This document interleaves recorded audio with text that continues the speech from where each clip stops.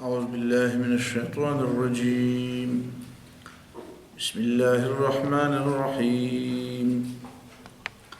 ومن أظلم ممن افترى على الله كذبا أو قال أوحي إلي ولم يوح إليه شيء ومن قال سأنزل مثل ما أنزل الله ولو ترى إذ الظالمون في غمرات الموت والملائكة باسطوا أيديهم أخرجوا أنفسكم اليوم تجزون عذاب الهون بما كنتم تقولون على الله غير الحق وكنتم عن آياته تستكبرون ولقد جئتمونا فرادا كما خلقناكم أول مرة وتركتم ما خولناكم وراء ظهوركم وما نرى معكم شفعاءكم الذين زعمتم أنهم فيكم شركاء لقد تقطع بينكم وضل عنكم ما كنتم تزعمون.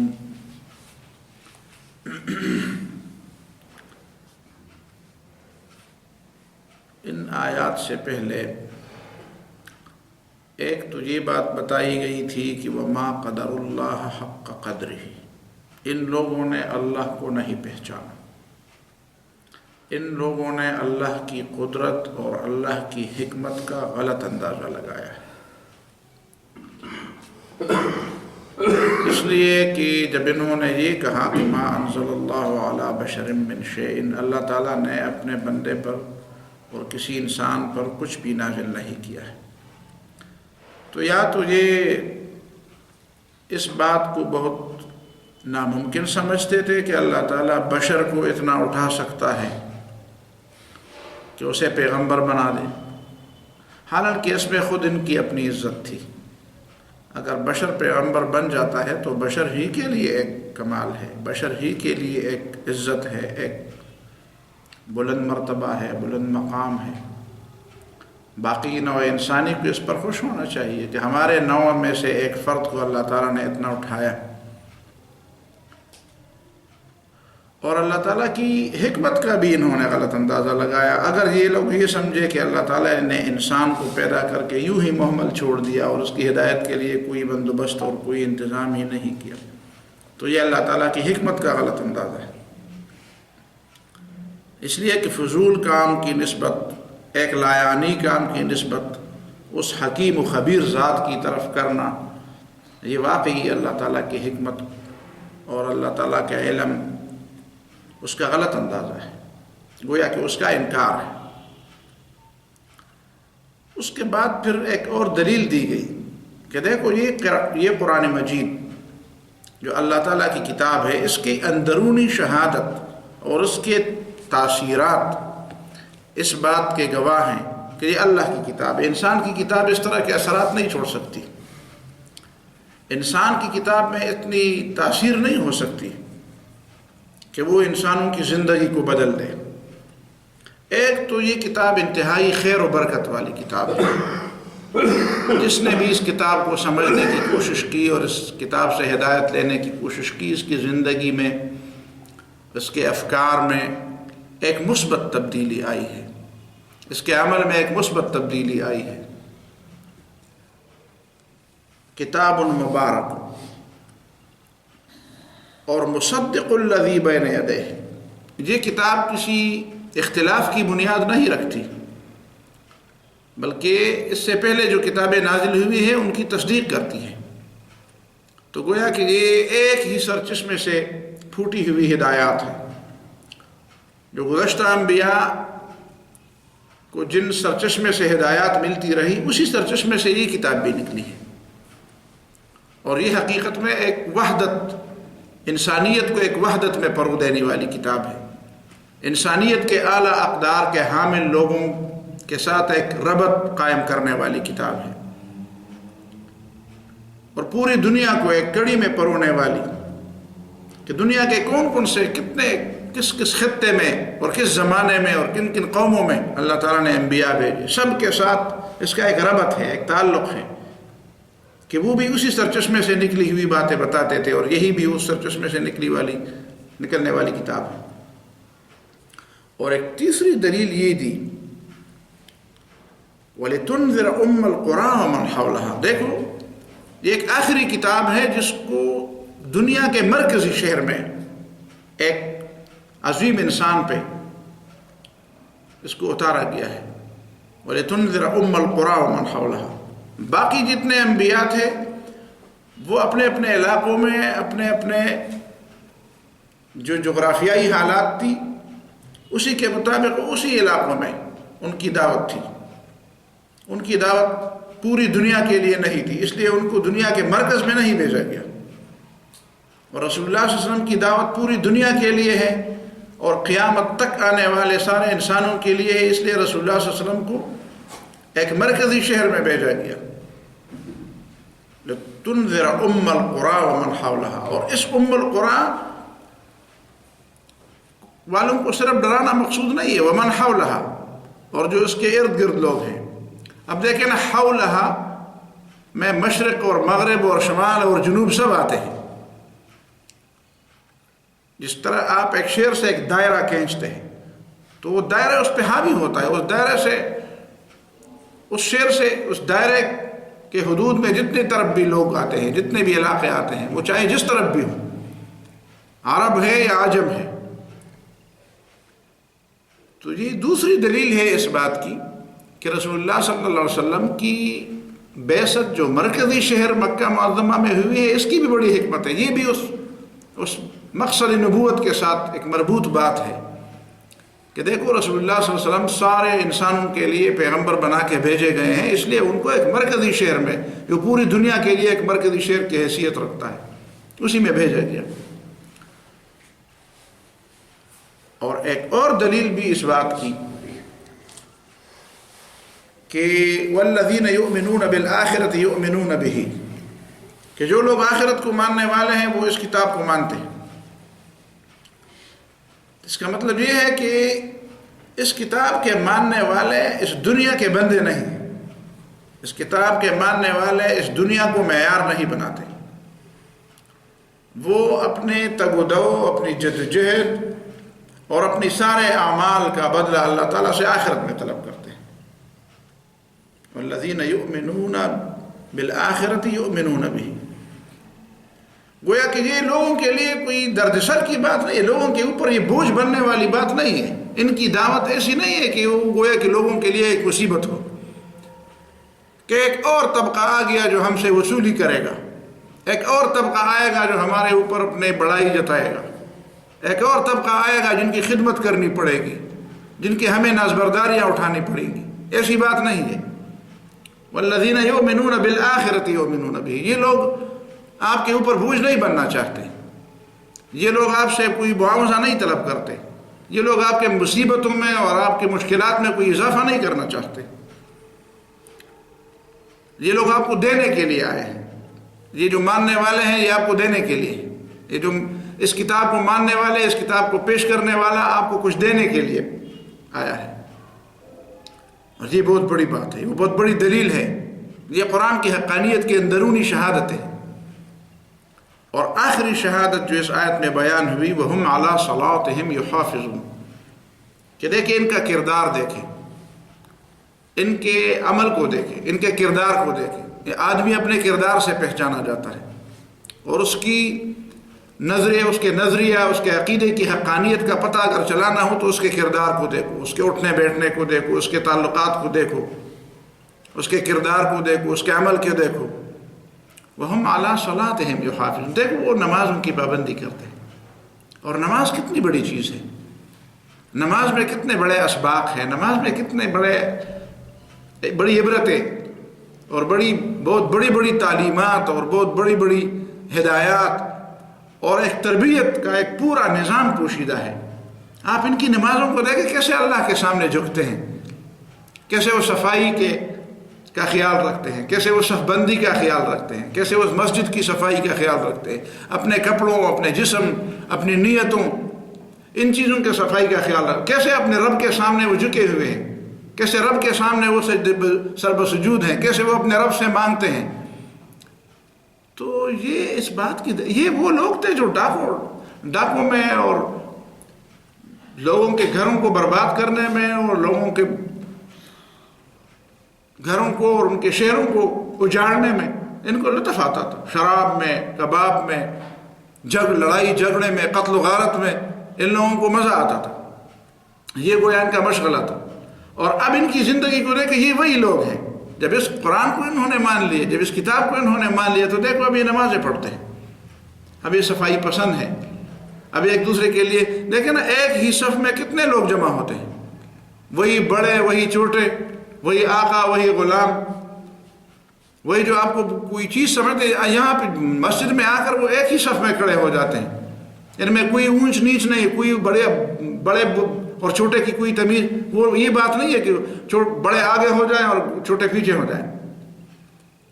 مزدور جو ہے نا وہ پیچھے ہو جائیں اور مالک اور آقا جو ہے وہ آگے صف میں کھڑے ہو جائیں. جو مالدار ہے وہ پہلے کھڑے ہو جائیں، جو غریب ہے وہ دوسری صف میں کھڑے ہو. ایسی باتیں نہیں ہیں.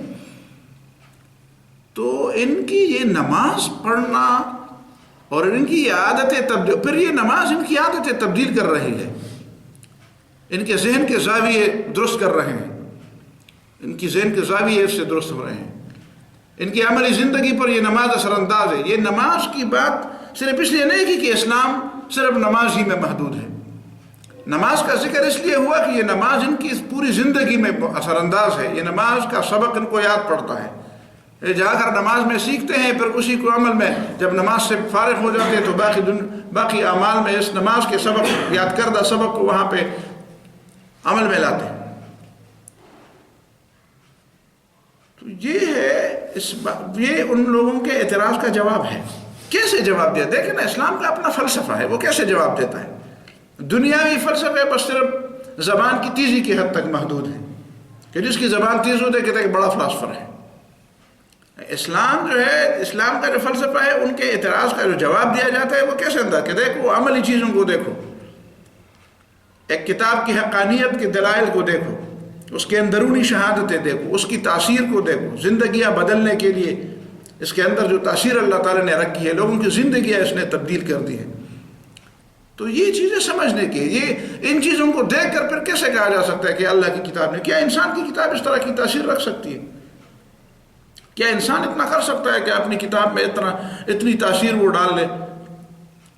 یہ کیسے ہو سکتا ہے کہ انسان کا علم اتنا محیط ہو، اس کی حکمتیں اتنی ہوں اور وہ اتنا بالاتر ہو مفادات سے اتنا بالاتر ہو، اور جو انسان کے اندر جو کمزوریاں رکھی ہوئی ہیں کیسے اس میں کوئی جھلک ہی نہیں ہے.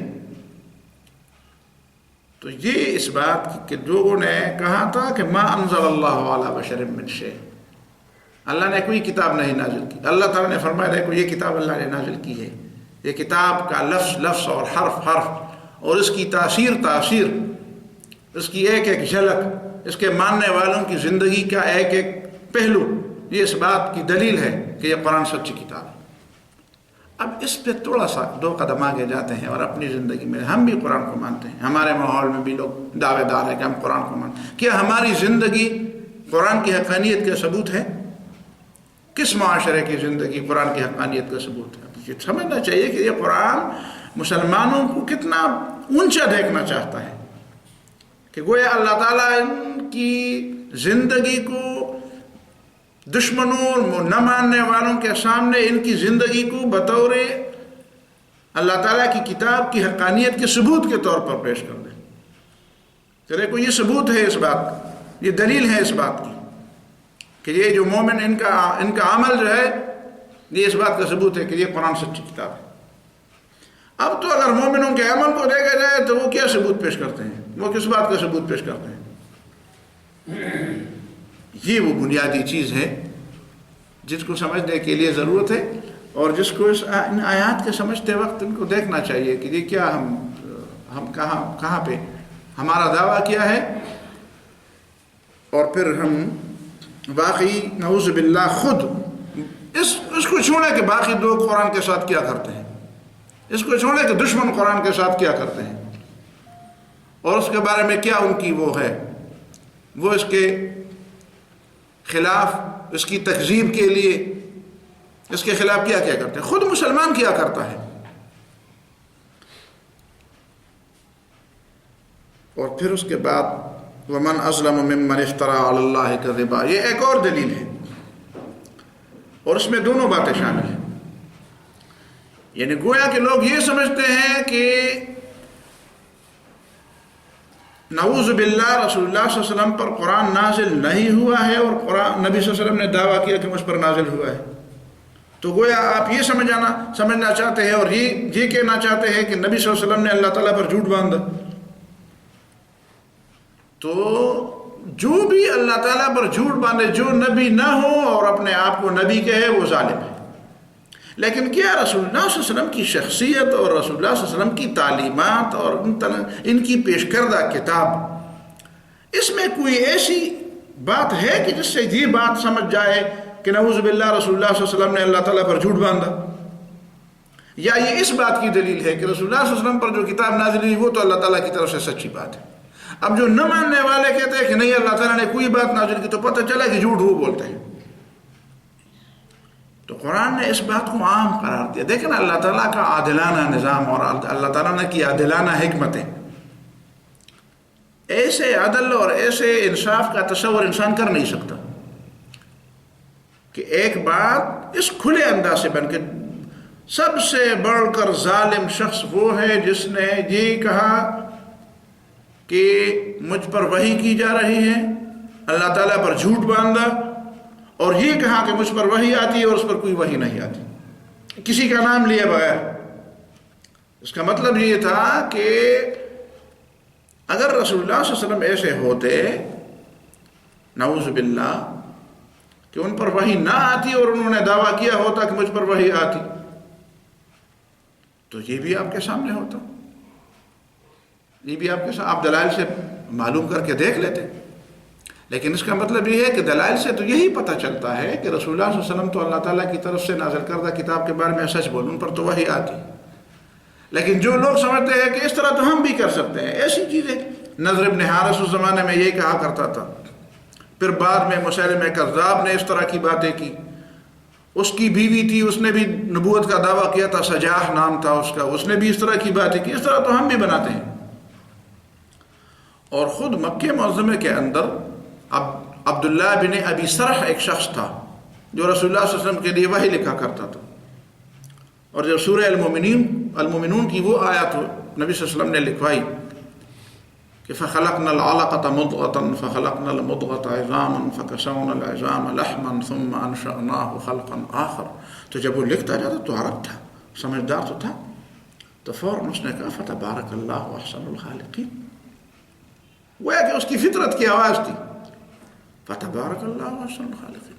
اللہ تعالیٰ تو بڑی خیر والا، سب سے بہتر منصوبہ بنانے والا، سب سے بہتر شکل بنانے والا، سب سے بہتر قد و قامت دینے والا اور سب سے بہتر پیدا کرنے والا، ایسا تو کوئی نہیں ہے. تو رسول اللہ نے فرمایا ہاں کذا انزلت، اسی طرح مجھ پر وحی بھی آئی ہے. تو اس نے لکھ دی اور پھر بھاگ کے کہا ایسا انزل مثل ما انزل اللہ. اس طرح باتیں تو میں بھی بنا سکتا ہوں، لیکن میں نے بنائی اور رسول اللہ صلی اللہ علیہ وسلم کو پسند آئی تو کہتا کہ اس کو لکھو. حالانکہ بات یہ تھی، ایک ہی بات ہوتی ہے. یہ جو لوگوں میں اختلاف پیدا ہوتا ہے اس طرح پیدا ہوتا ہے، چیز ایک ہوتی ہے سامنے، لیکن اس کی تعبیر میں کچھ لوگ ایک طرف جاتے ہیں اور کچھ لوگ دوسری طرف جاتے ہیں. اس کی تعبیر کیسی ہے؟ اب یہی ایک بات ہے، یہ تو اس کے لیے ہدایت کا ذریعہ ہونا چاہیے تھا. کیسے؟ کہ واقعی یہ جو میرے دل میں جو بات ہے، اس کا مطلب ہے کہ یہ باقی چیزیں بھی میرے دل کی بات ہے لیکن مجھے سمجھ نہیں آتی اس کی. یہ گویا کہ میری فطرت کی آواز کے مطابق یہ قرآن اترا ہے. جس نے اس فطرت کو پیدا کیا اسی نے اس کتاب کو نازل کیا. اور ظاہر ہے کہ یہ ایک ہی ذات کی طرف سے ہی دونوں چیزیں، یہ کائنات پیدا بھی اس نے کی، انسان بھی اس نے، انسانی فطرت بھی اسی کے پیدا کرتا ہے. اور انسانی فطرت کے مطابق اس قرآن کو، اس ہدایات کو بھیجنے والا بھی وہی ہے. تو اگر دو ہوتے نعوذ باللہ، دنیا کسی اور نے پیدا کی ہوتی اور کتاب کوئی اور نازل کر چکا ہوتا تو ظاہر ہے اس میں اختلاف ہوتا. لیکن چونکہ کتاب بھی اسی نے نازل کی ہے اور انسانی فطرت بھی اسی نے پیدا کی ہے، تو دیکھیں نا فطرت کی آواز تھی جو میرے دل سے جو آواز نکلی وہی وہ تھی جو وہی بھی، وہی کی بات تھی جو اتری. تو اس کے لیے مزید ہدایت کی بات تھی اور ہدایت پر پختگی کی بات تھی، لیکن اس نے اس سے کیا لیا؟ اس نے اپنی فطرت کی اس اندرونی آواز کو بھی جھٹلا دیا۔ شیطان نے اس کو اتنا بگاڑ دیا، یا خود اپنے نفس نے اس کو اتنا بگاڑ دیا کہ جو آواز خود اس کے دل سے نکلی تھی اور قرآن کی تصدیق کرنے والی تھی، وہی بات اس کے لیے تکذیب کر رہی ہے۔ اسی وجہ سے تو صرف نری عقل اس بات کے لیے کافی نہیں ہے کہ آپ اس سے اچھے نتائج اخذ کر سکیں۔ صرف نری عقل اور یہ کائنات اور یہ ساری چیزیں صرف اس بات کے لیے کافی نہیں کہ آپ اس سے اچھے نتائج اخذ کریں۔ اچھے نتائج اور درست نتائج آپ اس وقت اخذ کر سکتے ہیں جب آپ کا نتیجہ اخذ کرنے کا طریقہ بھی درست ہو، اور انبیاء یہی طریقہ بتانے والے آئے ہیں۔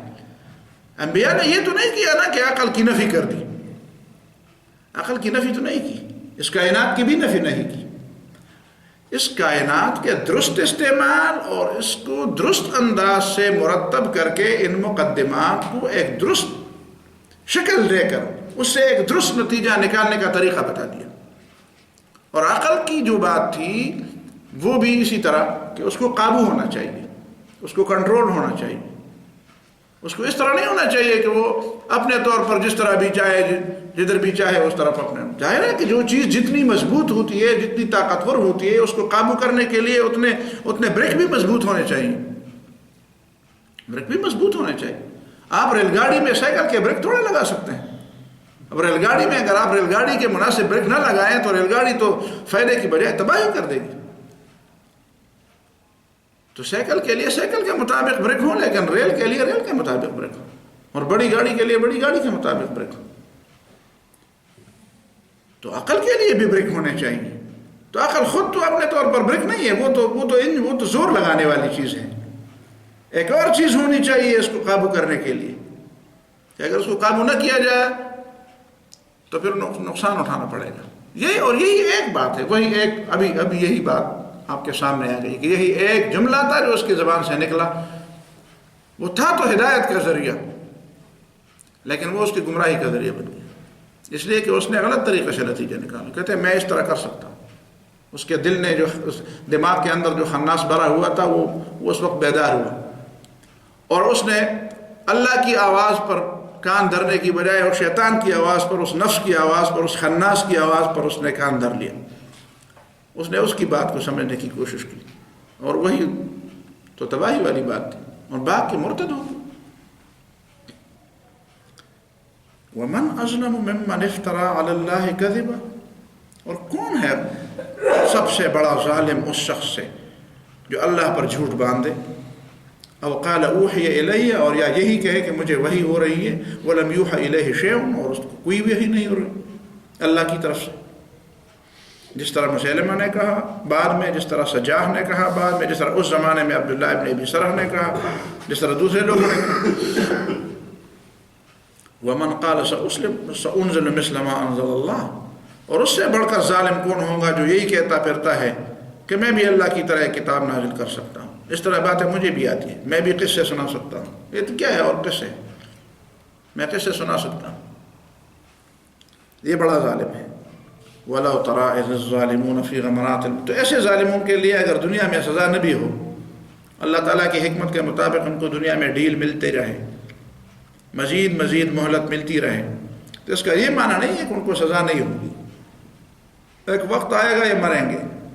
یہ تو کہتے ہیں قیامت کی باتیں ہوتی ہیں تو کب آئے گی، آئے گی تو اپنے وقت پر، لیکن کم از کم انسان کی موت تو بہت قریب ہے۔ اگر پوری دنیا کی موت تمہیں دور نظر آتی ہے، اگرچہ وہ بھی دور نہیں ہے، تو ایک فرد کی موت تو بہت قریب ہے۔ تو ایک فرد کی موت، اس فرد کی جب موت آئے گی تو پھر کیا ہوگا؟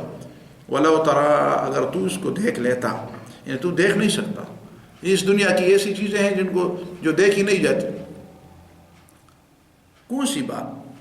وَلَوْ تَرَىٰ إِذِ الظَّالِمُونَ فِي غَمَرَاتِ الْمَوْتِ، اور جب تم اس حالت کو دیکھو، اگر تم اس حالت کو دیکھتے جب ظالم لوگ سکرات الموت میں ہیں، فی غمرات الموت، گویا کہ موت ایک حوض ہے، ایک تالاب ہے جس میں یہ ڈبکیاں کھا رہے ہیں۔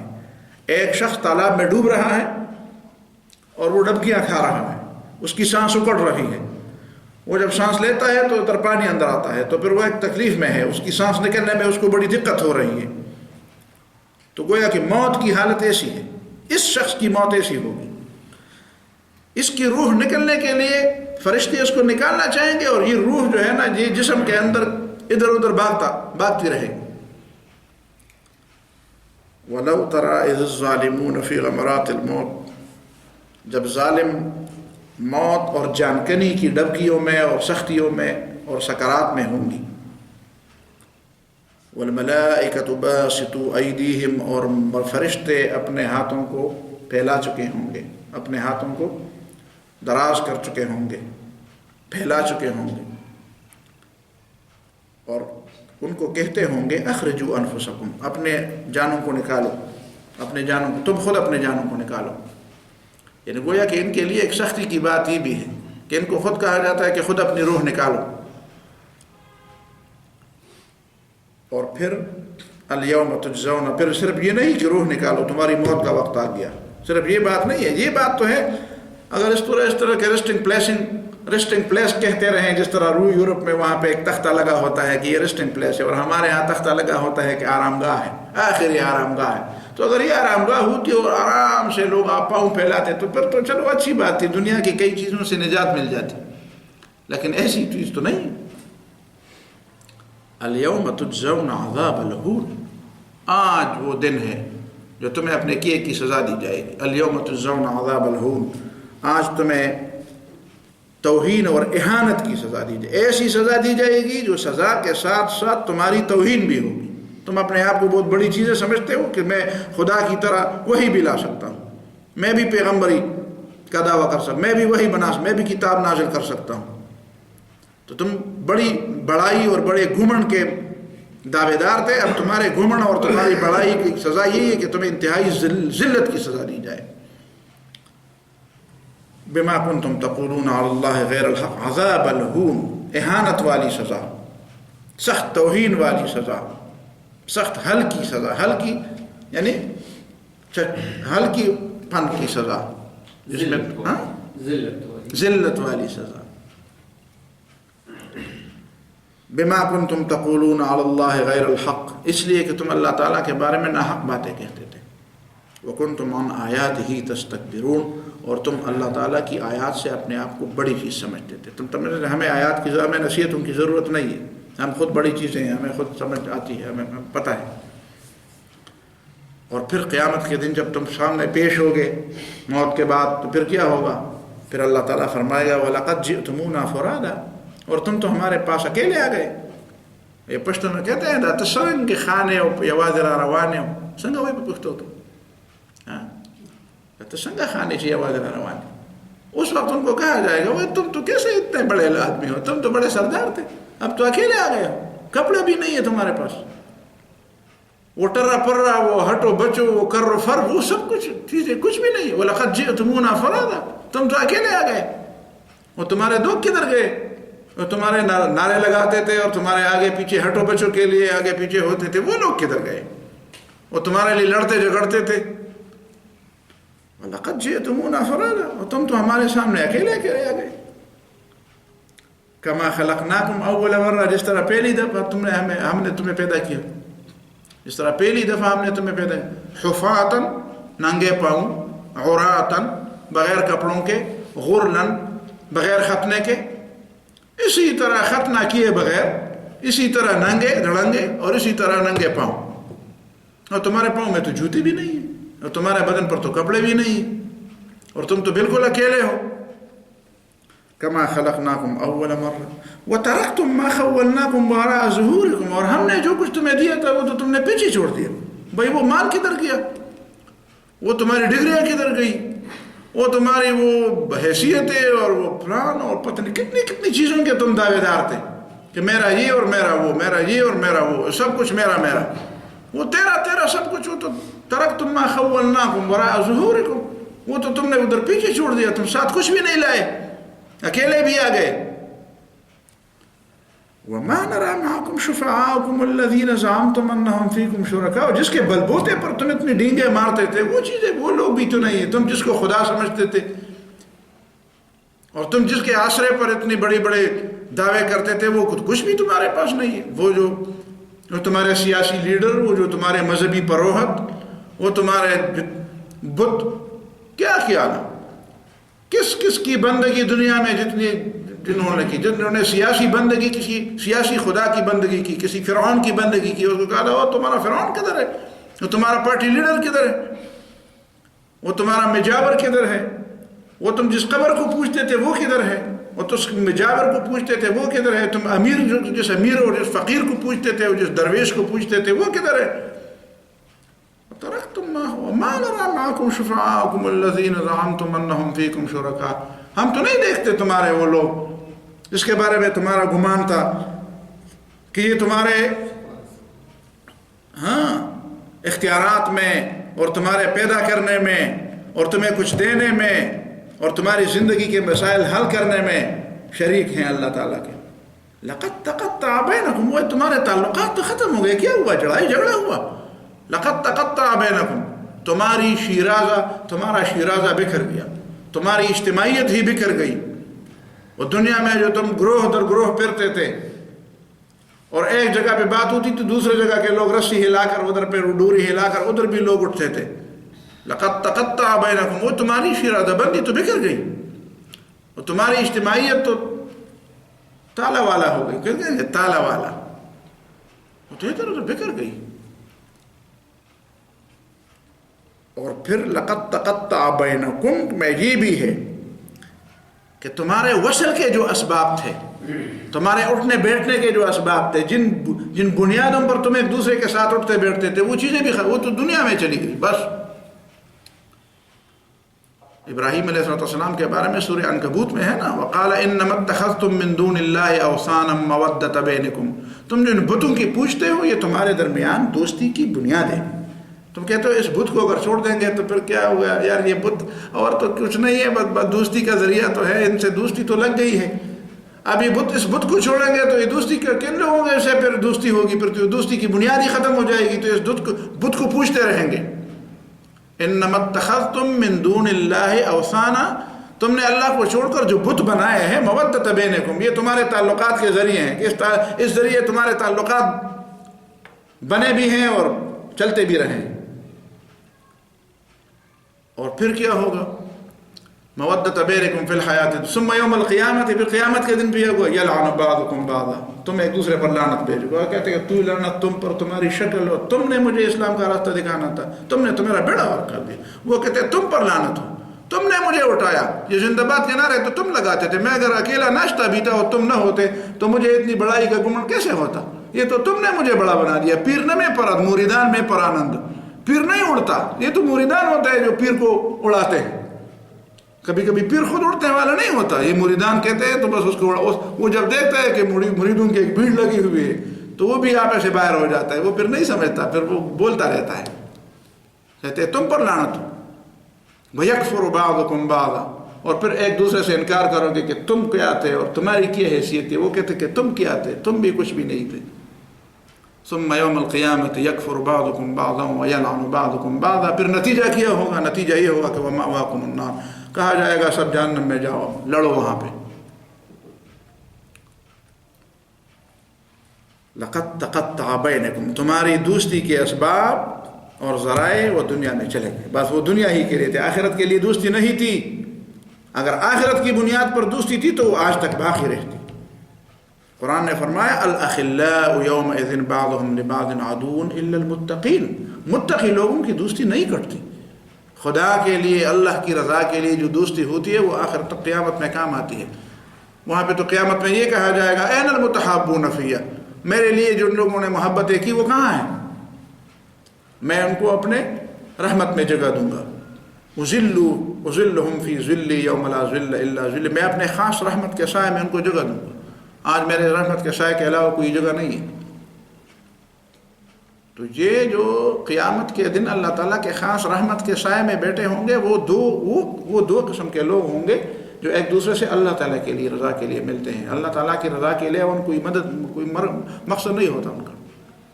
لیکن جو دنیا کے لیے ایک دوسرے سے ملتے ہیں تو ان کی یہی کیفیت ہے جو سورہ عنکبوت میں بیان کی گئی. ابراہیم علیہ السلام نے جو اپنی قوم کو کہا وَضَلَّ عَنْكُمْ مَا كُنْتُمْ تَزْعُمُونَ. چلو یہ سب کچھ تو نہیں ہے تمہارے پاس، تو دماغ تو ہے نا، دلیل تو دے دو. دنیا میں تو بڑی بڑی باتیں کرتے تھے، گز گز تمہاری زبانیں تھیں، کتنی بڑی بڑی باتیں بناتے تھے، لوگوں کے دماغ میں تم شکوک ڈالتے تھے، لوگوں کو اسلام پر تشکیک ڈالتے تھے لوگوں کے ذہنوں میں، اور اسلام کے خلاف لمبی لمبی باتیں اور لمبی لمبی زبانیں چلاتے تھے. وَضَلَّ عَنْكُمْ مَا كُنْتُمْ تَزْعُمُونَ. وہ تم جو باتیں بناتے تھے وہ کدھر ہے، تمہاری دلائل کدھر گئی؟ تو یہ ان لوگوں کی حالت ہوگی. کن لوگوں کی حالت ہوگی؟ جو انہوں نے کفر اختیار کیا، جنہوں نے آخرت سے انکار کیا، جنہوں نے قرآن کو زندگی کی کتاب ماننے سے انکار کر دیا، جن لوگوں کی زندگی قرآن جن لوگوں کی زندگی کی تکذیب کرتا ہے، اور جن لوگوں کی زندگی قرآن کے خلاف چل رہی ہے. اور جو مومن ہے ان کی زندگی کیسی ہے، وہ اللہ تعالیٰ نے اسلام اور قرآن کی حقانیت کی دلیل کے طور پر پیش کی. یہ سبق ہے آج اس دو آیتوں میں. صلی اللہ تعالیٰ